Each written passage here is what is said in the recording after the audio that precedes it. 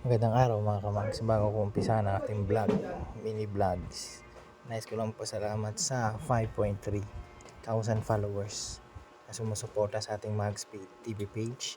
At dahil sa suporta nyo, nabuksan natin ang creator monetization tools na bagong update ni Meta.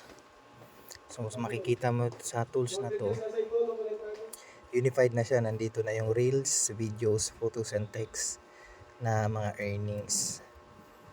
So makikita nyo dun sa may $0.03 ako. So ayan na nga guys, dumating na ang ating in order na Mang Inasal PM2. So yan yung spicy natin, spicy chicken. So ayan na nga guys, sa kasalukuyan tayong kumakain ng ating PM1 Pecho. Spicy siya. Nga pala guys, galing tayo na dyan, pinuntahan tayo dyan kasi pinapabalik tayo sa Wednesday. So ayan guys, so masarap yung pecho dyan, parang iba yung lasa niya, parang bago talaga. So napakasarap yun guys, ng manok na yan. Hulaan nyo guys kung nakailang rice ako dyan, para kung sakaling may makahula sa inyo, pipili ako ng tatlong lucky winners para bigyan ko ng price. So yung price di na natin sasabihin, basta may price.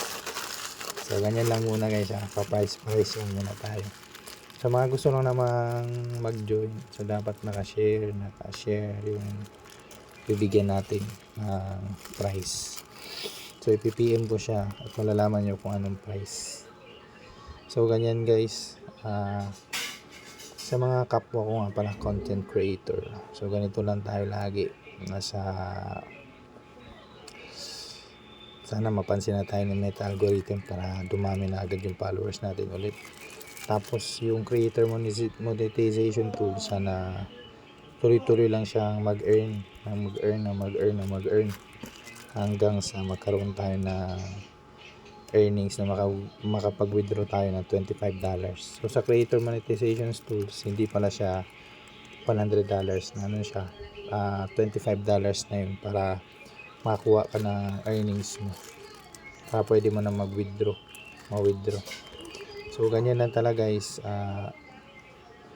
tuloy-tuloy lang ang laban sa mga kapwa ko content creator na maliliit pa yung bahay. Tuloy-tuloy lang tayo. O-open din yung mga tools na kailangan natin i-open para ma-high moral tayo at makapag tuloy tayo sa team vlog, kapag earn tayo ng monetization. So hanggang dyan na lang muna guys. Maraming salamat sa mga sumusuporta. God bless. Bye bye.